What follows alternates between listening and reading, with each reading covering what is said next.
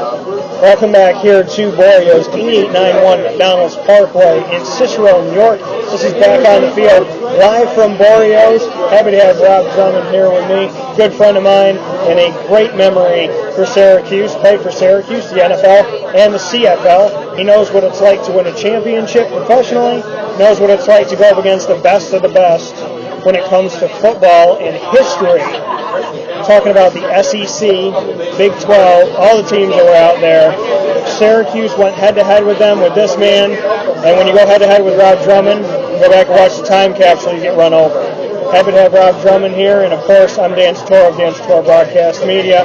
We're broadcasting live from Borio's because this is our place. It's a home for the community. It's an opportunity to do something that you can't do anywhere else in Syracuse, which is have a great view no matter what the season is, even when it's wintertime, to be able to just look outside, see the snowfall, watch the snowmobilers come in. When you live in Syracuse, you have to find positive ways to react to the snow. Yes. And Borio's is one of those positive ways. Open to snowmobilers, open to everybody, open every day of the week, except for Monday. And on Sundays, the Sunday brunch. A truly wonderful opportunity for you. There's not a lot of places that have a brunch. No. And with the Sunday brunch, they do something that I think really is different, and it kind of read my mind. They have French toast and seafood. So you can get shrimp and French toast at the same time, which I don't know how that makes you. I'm not saying wrap them together, but that sounds very European to me. But I've never heard of that combination before. So you can have your eggs, you can have your bacon, you can have your French toast, and then you can go and have your seafood. You can have that lunch style to it. So Borio's always looking for innovative ways to help out the community. And what I love about the owners is they will bring food out, they will seat tables, they go around the tables. They're not the owner that comes in to pick up the check and walk away. They're here to help out whenever needed. Right now, Marty is behind the bar right now getting drinks for people. So as we speak, it's going down right now at Borio's, 8891 McDonnells Parkway in Cicero, New York. We're here with you every single month, and Borio's is here every single day of the week except for Monday. And we are here now to wrap up our primer for the offense for Syracuse University. We've looked at the entire offensive staff, from quarterback to running back to wide receiver, H-back and tight end. We've hit the offensive line, something that without it, a team cannot be successful at any position we've talked about. So it's only fair to wrap it up with them. I'm going to start with the left tackle, Sean Hickey, who, for all intents and purposes, has been the most versatile player on the offensive line, maybe the team, to play left tackle, right tackle, left tackle, right tackle, back to left tackle. Whatever the team has asked for him to do, as much as it's a struggle, as hard as it is to train your body, he's the only guy that I can honestly say that I have interviewed that you don't worry about when you're switching back and forth. What a stalwart at that position. That's a position that Syracuse doesn't have to worry about right now, is that left tackle position. Sean Hickey is someone who from all early accounts, is boding well, even in the NFL draft right now. They've got him projected going between the first, second, or third round. So he's someone who's strong in the position, someone who understands the position, someone who's been on both sides, whether it's left tackle or right tackle. So he's somebody you don't have to worry about. You know what you're going to get in Hickey. When you know what you're going to get in Sean Hickey, we look on the other side of the line. Michael Lasker had some time in rotation last year. Injuries happened. So Michael Lasker gets out there at right tackle. Ivan Foy was moved from right guard to right tackle last year, and he was the dominant starter. Now, Ivan Foy was suspended. He was asked to do a lot of things in the classroom, in the weight room, as a person in general. He has completely blown away the staff. I feel like the expectation of him, he's exceeded that expectation in fall. I feel that he's gotten some respect from people, from what I've heard. And with him coming back, I asked Joe Adam, the offensive line coach, Michael Lasker, Ivan Foy, who do you give it to? Because Foy's been playing starter and backup in practice. And he said, if I had to do it right now, I'd give a slight edge to Ivan Foy just because he's had more experience. What can you say about a guy who, he's been a starter, he's had experience, but Rob, if he pulls this off and he really changes his character and the way he handles himself, he could be one of the best turnaround stories the team's had. You know what? At some point, we all have to grow up. You know, and if this young man truly wants to play, this young man truly wants to make a contribution to Syracuse University football, this is his time. You know, when your name is called, you know, you can either put up or shut up. You know, right now, it sounds like this young man just wants to go out there and put up. You know, he has to go out there and just do the things they ask of him. They're not asking him to be Superman right now. Just go out there, play the position, you know, do the things that we taught you to do, and he'll be fine. It sounds like this young man's going to go out there and make a positive contribution to Syracuse University football this year, and that's all he has to do. Stop worrying about being a superstar, just go out there and be himself. When you're Michael Lasker and you find out, hey, the starter's suspended, if he comes back, he's a backup, you got an opportunity, and all of a sudden Ivan Foy comes back, he's doing what he's told, he's obeying the staff, and he's training hard for this job.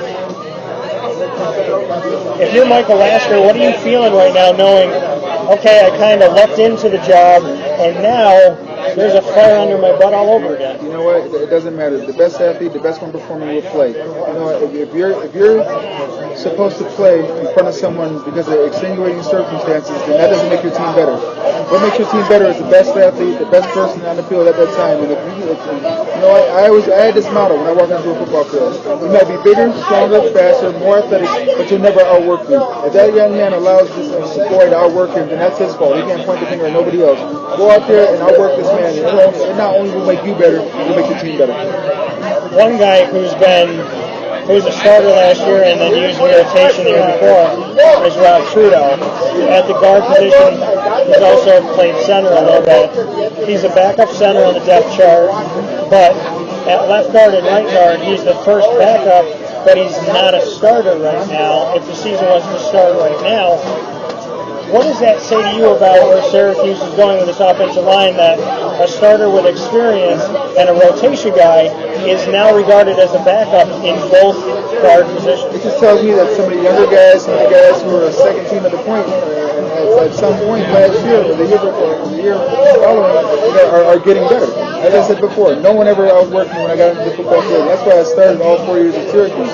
If you let someone outwork you, you can't point fingers at anybody. If you outwork someone, then they're going to get that much better also. It was a competition between me and Michael Owens every single day.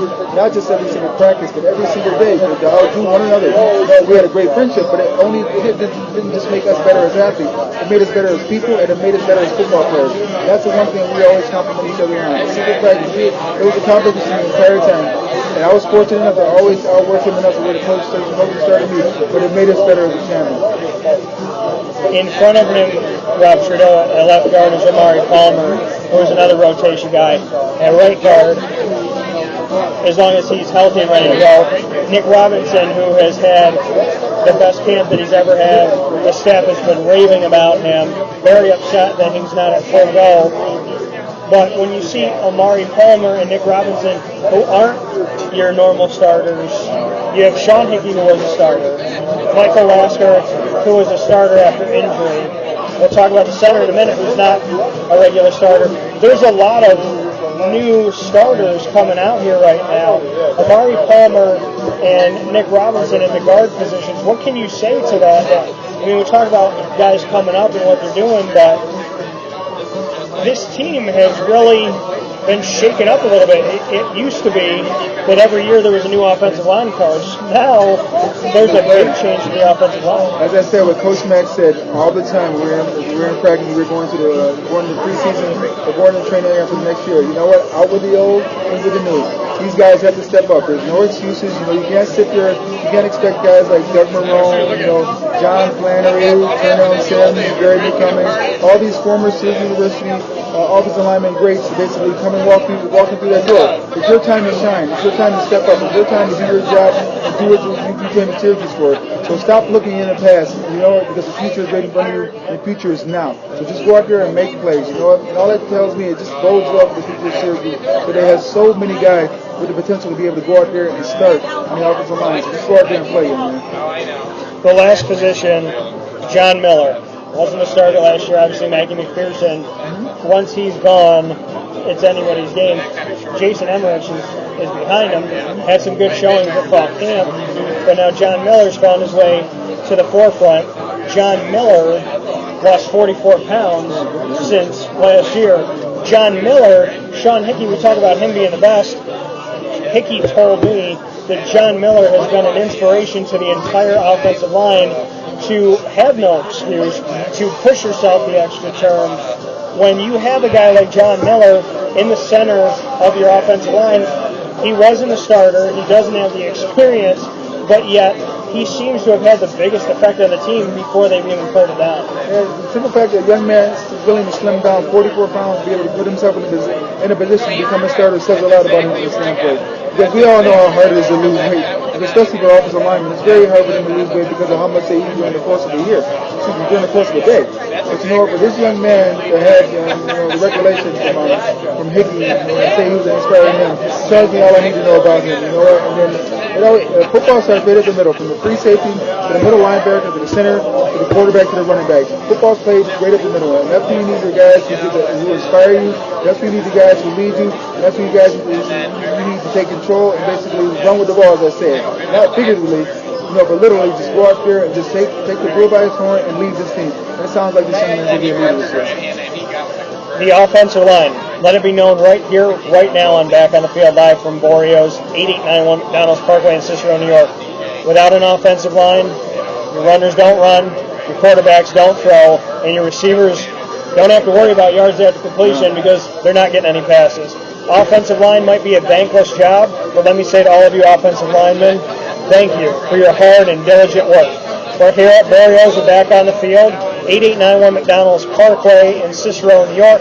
They're open for lunch and dinner every single day except for Mondays. Make sure you come out to Borio's and check us out by going to wakeupcalldt.com to find out our showings. Rob Drummond right under his flyer on the homepage of wakeupcalldt.com are our upcoming dates, as well as Adrian Autry for the basketball side of it. Syracuse Orange basketball and football have never been covered better, more uniquely, or more intimately with the fans than they are through Tortora broadcast media. And I thank you, and I thank Borio's for helping make that possible, and of course to Adrian and to Rob Drummond for making that possible. Once again, 8891 McDonnells Parkway in Cicero, New York. For Rob Drummond, I'm Tortora. Thank you so much for tuning in. We've given you your primer on the offense of Syracuse. The defense is on the clock. We'll be talking about them very soon.